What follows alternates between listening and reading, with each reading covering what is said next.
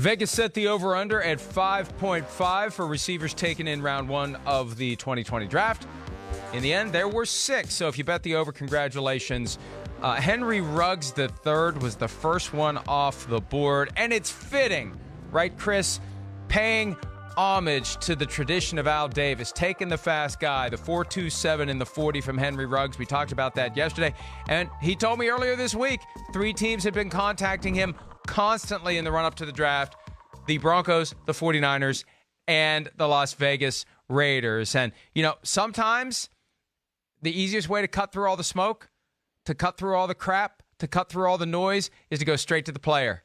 And if the player's too young to understand, too naive to realize that it's this broader shell game, right? He's just going to tell you who he's heard from. And that's what he did. And the Raiders moved. And you know what? The fact that he was so candid about it, because you had the Broncos at 15, you had the 49ers at 13, you had the Raiders sitting there at 12, they probably had to take him when they did, or they may have lost him to one of those 2 teams. Well, I think that's right. You know, I mean, he was in high demand, so I don't think this is a surprise to anybody. I mean, I think everybody thought he would be one of the first 3 receivers off the board. We just didn't know which way it was going to go. You know, with my man John Gruden there, I wasn't sure if he'd fall in love with Ruggs or Jerry Jeudy. I could see either way because, man, Gruden could love him some straight Al Davis type speed like you talked about, but he loves a route runner like Jerry Rice too. And Jerry Jeudy has some of that aspect of his game. But ultimately, you know, he fell in love with the weapon. He's got his Tyreek Hill now. This is the type of player that Henry Ruggs is. And it fits, I think, with what the Raiders want to do and how they want to play, right? They want to run the ball. They're going to pound the rock with Josh Jacobs. They have a really awesome offensive line. They got a good tight end. They got a good short to intermediate passing game. We share Derek Carr, great completion percentage. Now you got a guy who can fly deep down the field. That's a good formula, Mike, right? We talk about that with offenses all the time. Offenses that make you defend the whole field are the hardest offenses to defend. And now with a guy like this as a deep threat and some good intermediate threats in that run game, man, the Raiders are going to be a handful. They're going to be a lot to worry about. Assuming Henry Ruggs works out. You know, this is one of the things about the first night of the draft that always drives me crazy. And I'm not saying that the analysts should spend time pointing out, hey, this guy's really going to stink. I think the only time that's ever happened was with Trev Alberts. Remember that? With the guy said, who the hell is Mel Kiper? That was 20 years ago. You hear great things about every pick. No one ever says during the first round of the draft, you know, history tells us half these guys are going to stink, right? And history tells us that the receivers who run really fast at the scouting combine, more often than not, don't work out at the next level, right? So that's part of the risk you assume when you get smitten with that straight line speed, the 4.27 that Henry Ruggs III ran. And how about this?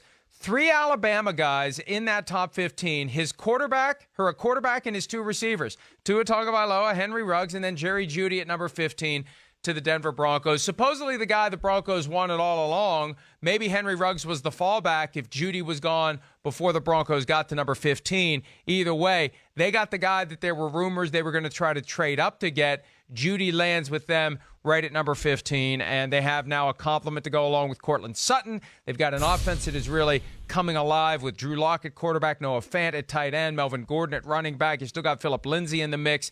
You know, so you either fight the Chiefs with a beefed-up defense or you fight the Chiefs, Chris, with a beefed-up offense, and you try to win a track meet. And that may be what both the Raiders and the Broncos, and to a certain extent the Chargers, by picking a quarterback, were thinking in round 1 last night. Well, definitely. You know, and listen, I mean, a great pick by the Denver Broncos. I mean, yes, I know Jerry Jeudy was not my favorite pick in the draft, but still an awesome football player, a guy that I certainly think is capable of having 90, 100, 110 receptions in a season.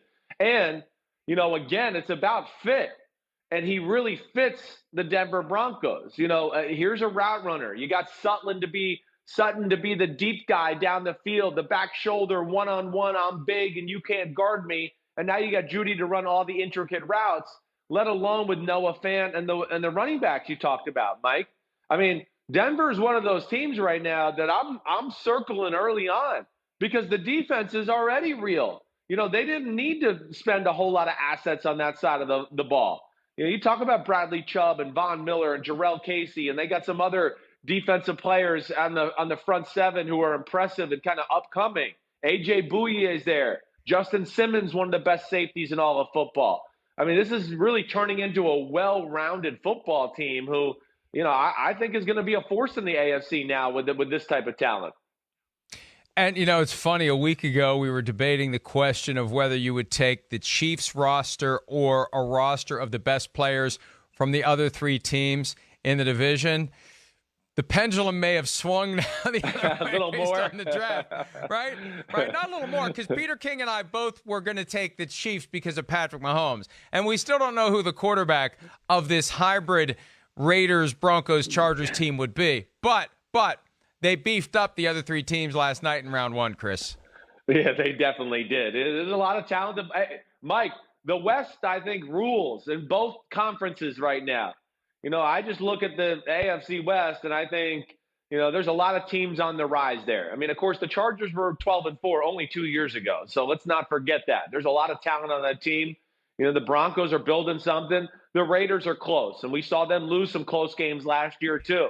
So I think the AFC West and the competition level, they're going to be more of a pain in the butt for the Chiefs. Chiefs are still the king, but, man, that's going to be some tough-fought division. The NFC East also picked up a couple of receivers in round one. CeeDee Lamb, the Oklahoma wideout, fell all the way into the Cowboys' clutches at number 17. I still feel like Jerry Jones is trying to make up for passing on Randy Moss 22 years later. But when a guy like CeeDee Lamb is there at 17, Chris, you got to take him. You got to. I don't know what happened here. I'm shocked that John Gruden didn't take CeeDee Lamb. I would have thought the Raiders probably wouldn't even expected CeeDee Lamb to still be on the board and that they would go with him. But CeeDee Lamb, to me, was the slam dunk best receiver in the draft. There's just nothing he can't do. Size, route running, 50-50 catches, the best with the ball in his hand, and it's not even close. So now, man, Dallas with that offensive line and Amari Cooper and Dak Prescott and, of course, Ezekiel Elliott and CeeDee Lamb to go with it, I mean, that's just unbelievable. The fact that they got him at number 17 is unreal. And, I heard or saw a quote from Jerry Jones. I think they wanted to trade down, but I don't think they expected that guy to be on the board still when he was there. So you just don't pass up CeeDee Lamb, an Oklahoma guy. It just makes too much sense for Jerry Jones and the Cowboys. Yeah, it was fun to see it happen. As it got closer and closer to number 17, I thought, they're going to take CeeDee Lamb. They're probably going to put him in number 88 as well. Jalen Reagor went to the Philadelphia Eagles, Justin Jefferson to the Vikings, and Brandon Ayuk at number 25 to the San Francisco 49ers. I don't get the Jalen Reagor one, Mike.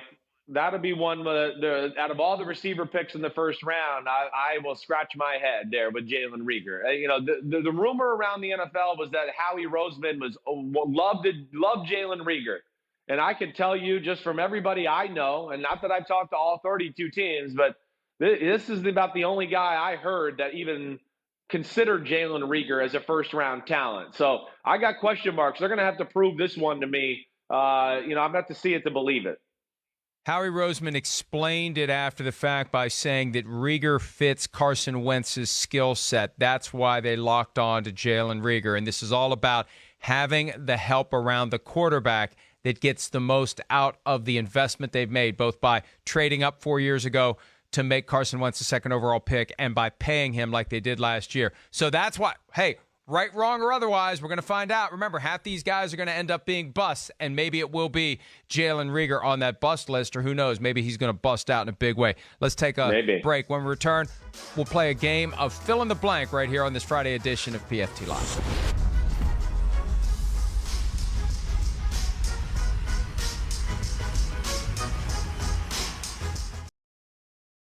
Hi, I'm Mike Tirico, and thanks for watching. Make sure to hit subscribe for the latest news and highlights from NBC Sports.